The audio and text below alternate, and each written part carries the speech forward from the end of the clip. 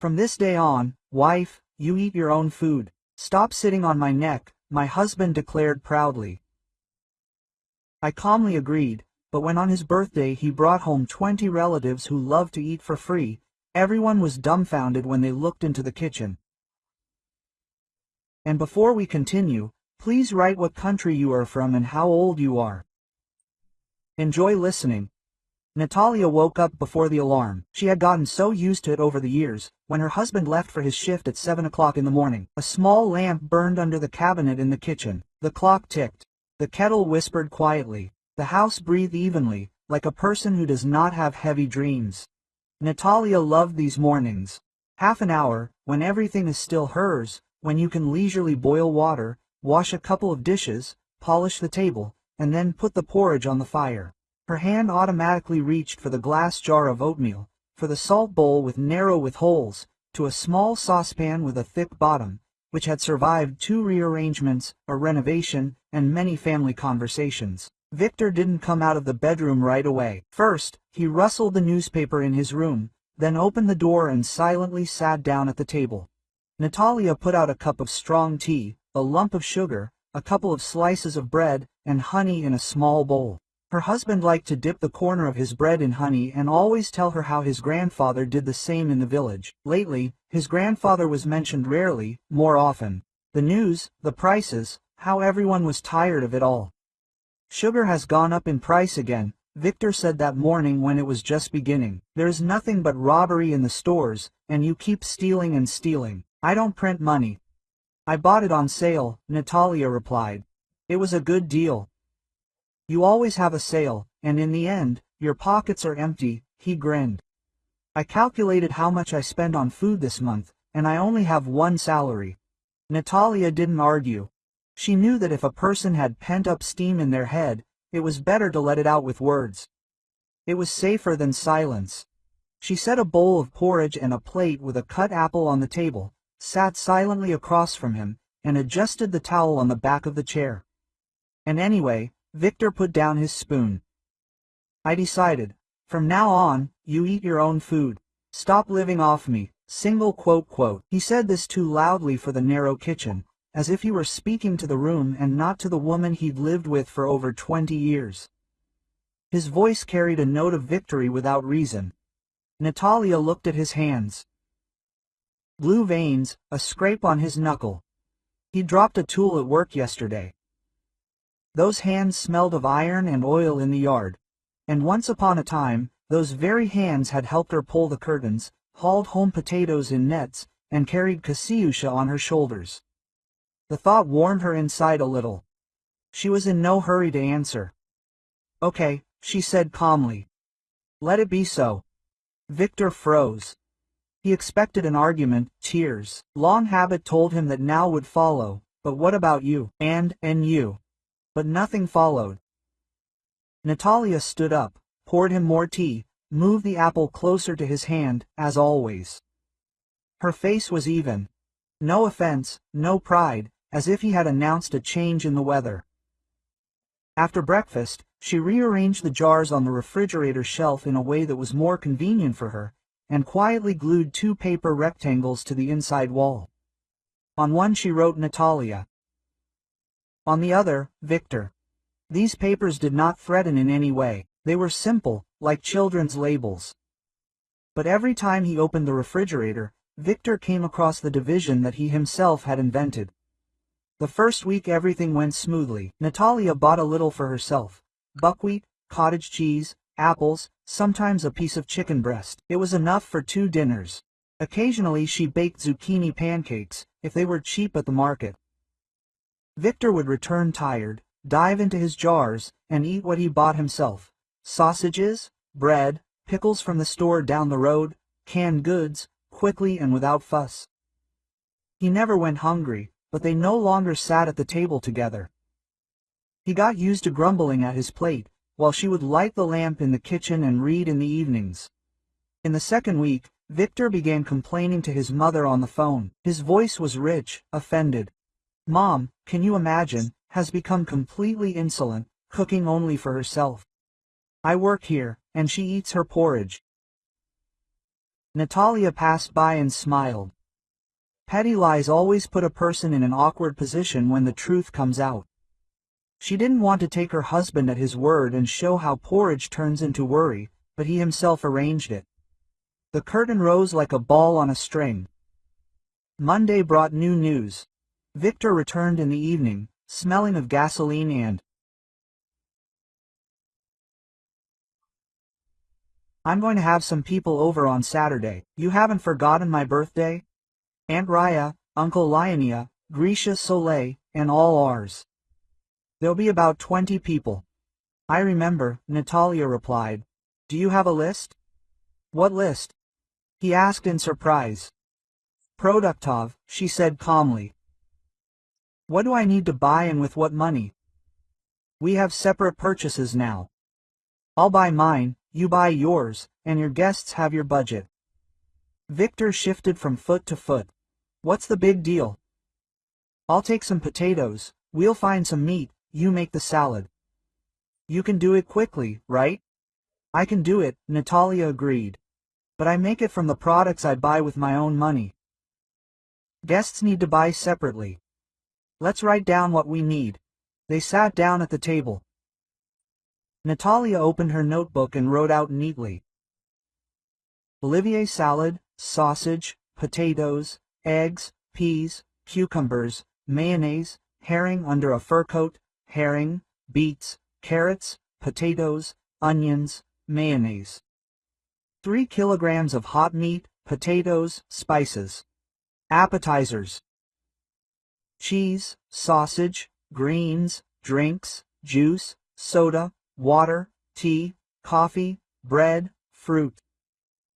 Victor, he scratched the bridge of his nose. Quote, That's a lot, he muttered. We can simplify it, she suggested. For example, make one main course, remove some of the appetizers, then it will be half the price. And what about without salads? He asked doubtfully. People are used to it. People are used to it, Natalia confirmed. Choose. Your company, your budget. Quote. He went to the nightstand, took out his wallet, and turned it over. He counted for a long time, then he said, Okay, I'll buy it at the market. I know where it's cheaper. Great, Natalia nodded. I'll make a list of places with better quality. She had no intention of humiliating anyone, no plans for revenge. She was doing exactly as he himself suggested, without hidden pitfalls. Simple and clear. And what will come of it, Saturday will decide. On Friday, Victor arrived later than usual and brought a bag of groceries. 2 loaves of bread, a kilogram of sausages, a jar of mayonnaise, cucumbers on sale, bruised, and a chicken of indistinct appearance, the price tag on which covered half the date, tumbled out onto the table. Are you going to buy anything else? Natalia asked quietly. No money, he snapped. It will be fine, we're not in a restaurant, after all. Quote, Not in a restaurant, she agreed. Okay. She washed the cucumbers and put some in a bowl of cold water. The chicken smelled strange. Natalia sniffed it and grimaced. Victor caught his gaze and muttered discontentedly. It's fine. Rinse it and put it in the oven. You know, Natalia said. Let there be something else hot. You bought sausages. There are potatoes at home. Sausages with potatoes are also hot. Sausages for a birthday, he didn't believe it. You bought exactly this, she reminded. He shrugged, as if brushing off his own uncomfortable thought. Saturday began with Natalia polishing the floor, dusting it, and getting a clean tablecloth. She liked order. It was easier for her to breathe in a clean room. In the morning she called Victor's sister Taisia. What time will you be there? By midnight, Taisia was singing. We're the same as always. Oh, Natasha, don't worry about it. Okay, Natalia replied. And there was no anger in her voice. By 2 o'clock the table was set.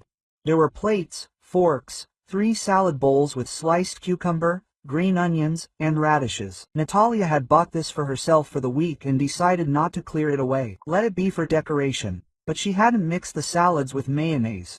They were just bowls of vegetables. The loaf of bread was sliced. The sausages were ready for the oven. She took 3 small plates of pickles from her supplies. She always made something herself, but this time she put in a little and with an eye on her own section of the shelf. Victor's sister's son was bringing a cake. Aunt Raya promised herring. That was it. Victor had been running around aimlessly since morning, as if the dishes appeared on their own in the fuss. He was irritated, peering into the pots, poking at the eye, wanted to say something, but was met with an even gaze. There was no malice there, and there was nowhere to say anything. The first guests arrived loudly. Aunt Raya in a colorful headscarf and with a homemade herring on a paper plate. Uncle Lionel with his signature phrase, "Where do you wash your hands here?"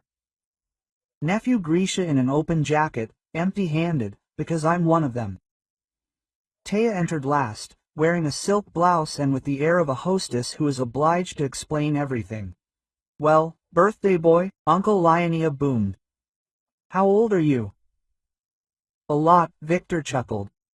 But there was less confidence in the smile than usual. They walked into the room, kissed Natalia on the cheek, pressed the bag of candies to her hand, and headed for the kitchen. "To see what we have." And then there was silence, the kind you hear like a coin dropped on a stovetop. 2 neat labels hung on the refrigerator shelf, Natalia and Victor. Under Victor's name lay an open jar of mayonnaise, 2 eggs, and a sliced loaf of bread. In the vegetable drawer sat a bag of bruised cucumbers, already yesterday's, nestled among radishes. On the top shelf, under a plastic box, stood 3 labeled containers, Natalia. Lunch for Monday, Tuesday, Wednesday. The container held stewed cabbage and a couple of cutlets, prepared for the week. Taya immediately grabbed the container, but her hand froze on the label. She read it aloud, as if seeing the letters for the first time, Natalia. Lunch. Do not touch. Uncle Lionel, who, out of old habit, peered into the pots, lifted the lids. Empty. On the stove was only a large frying pan, in which sausages sizzled. On the table were sliced cucumbers, greens, and bread. Aunt Raya's herring became the centerpiece of the table. Is that all? Taisia asked, looking at her brother. What did you expect? Natalia entered the kitchen, wiped her hands on a towel, and smiled. Vidya announced a separate budget. I cooked what he bought for the guests. He bought sausages, bread, and cucumbers. Your herring. Thank you very much. Taya looked as if she hadn't heard, and her tongue remembered only one speech, a command speech. Natasha, but this is not respectable. People have come. It's a birthday. Respectable, quote, live by your own rules, Natalia replied. Vidya wanted it. I fulfilled it. I have my own products. Here they are, labeled. I prepare them for the guests for a week from his.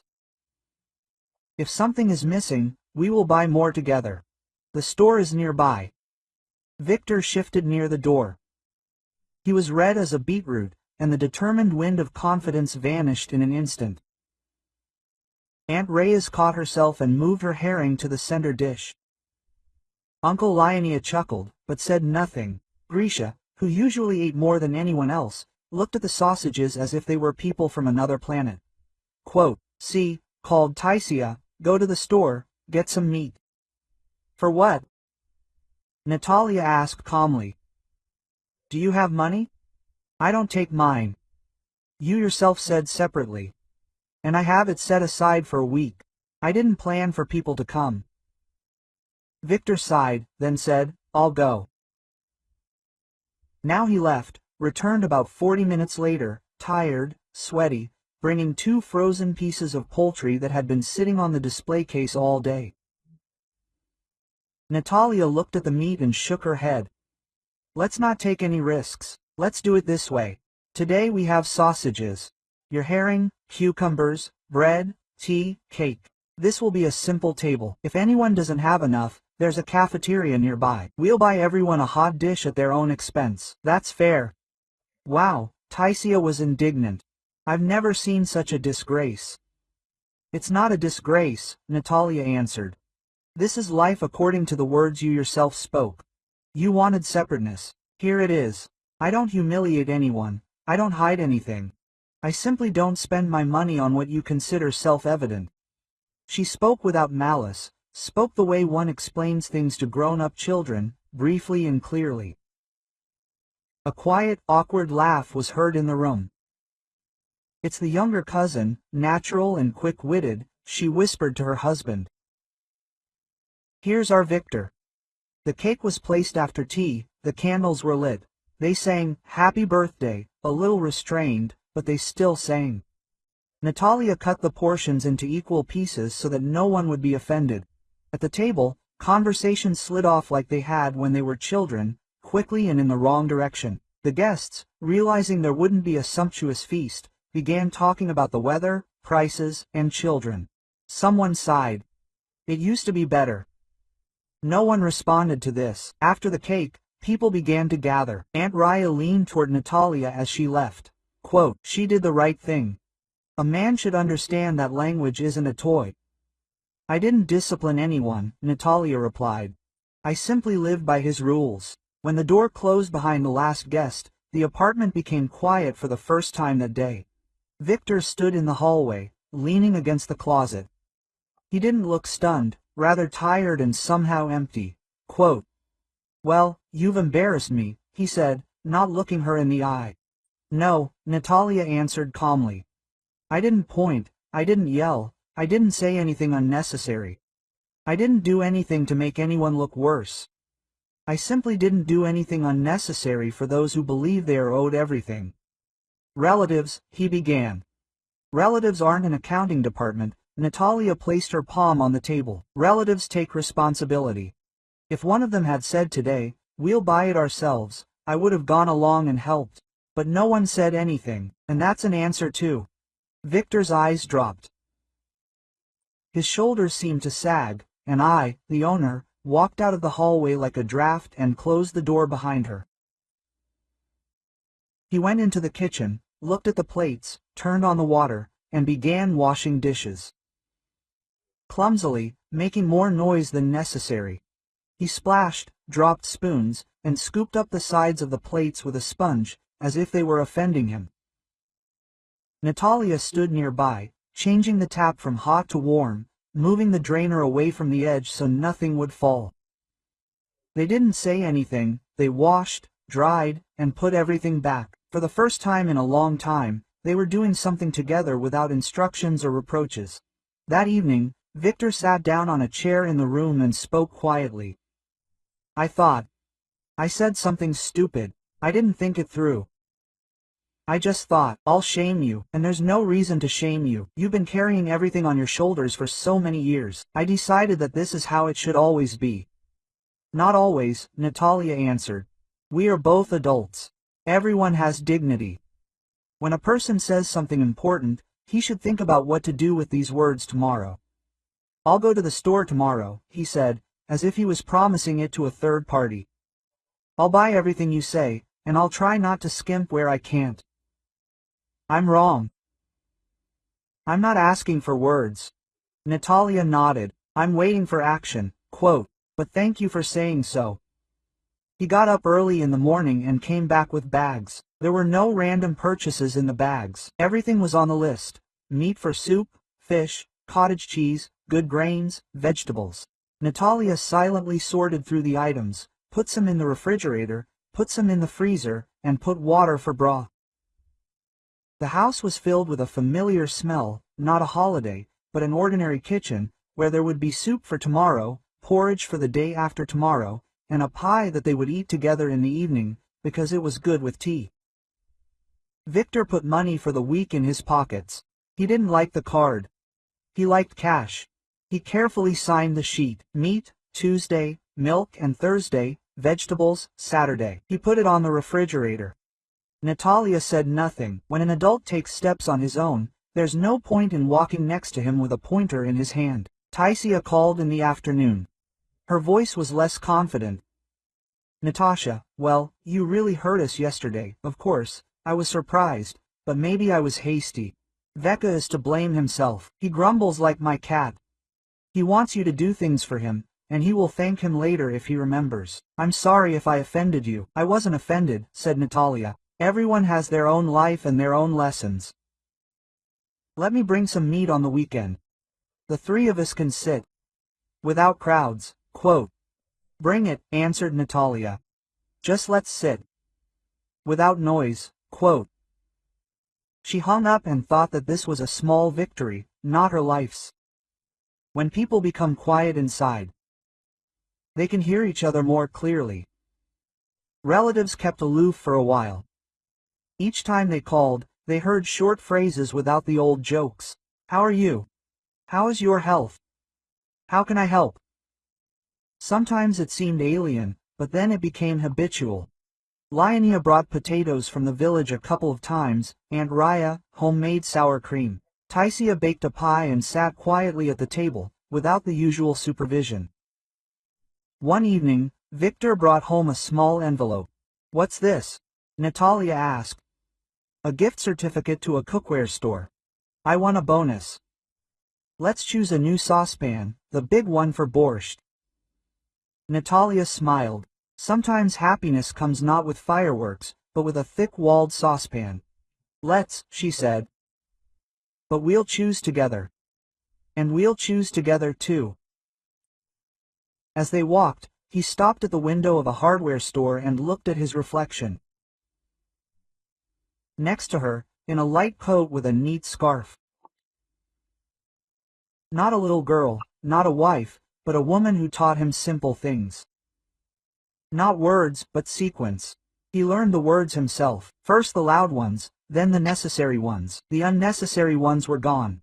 One evening, Uncle Lyonia called and asked, Can we come to your place on Sunday? Just the two of us, not a crowd. I'll bring herring, paradise, pie. We'll pay for the groceries. Don't worry, we'll just hang out. Come in, Victor replied. But honestly, we're not going to do everything at once. Good, said Lyonia. On Sunday, the four of them sat together and talked about fishing, about renovations, about the children. No one looked into each other's pots, no one joked at each other's expense, no one counted each other's expenses. After the guests left, the house felt lighter. Only the cups with candied rims and a clean tablecloth remained. That evening, they sat on the balcony for a long time, talking about which samovar was better, an electric one or an old one with coals, laughing about how they once turned an Olivier salad right onto the tablecloth. Everything was right there. Within a palm's reach, no proof or unnecessary words were needed. Life didn't become a fairy tale, it became understandable. Victor no longer brought crowds without warning or bragged about other people's work. The family stopped considering Natalia's hands a shared resource. There were no more papers in the refrigerator, but in each of their heads there were shelves where it was clearly written, mine, ours. And above all the shelves, a simple plaque. Respect. And at the end of the summer, Natalia took old photographs out of the drawer and suggested Victor make a new album. They pasted in a photo from that very birthday. Not an empty table and not sausages, but a cake, candles, and 2 plates with greenery. On the back, Natalia wrote, The day we stood for each other again. Each other again. Each other again.